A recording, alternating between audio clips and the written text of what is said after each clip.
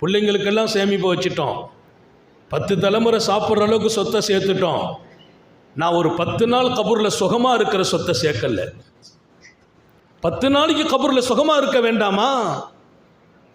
என் கபருக்காக என்ன சொத்து சேர்த்தேன்? ஓடினேன் என் பிள்ளைகளுக்காக, உழைத்தேன் என் குடும்பத்திற்காக.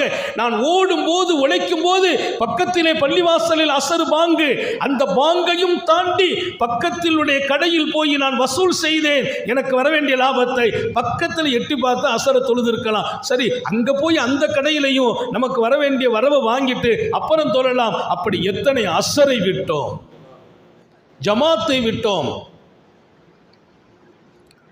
ஓடும் காலம், உழைக்கும் காலம் வரவேற்கப்படுகிறது.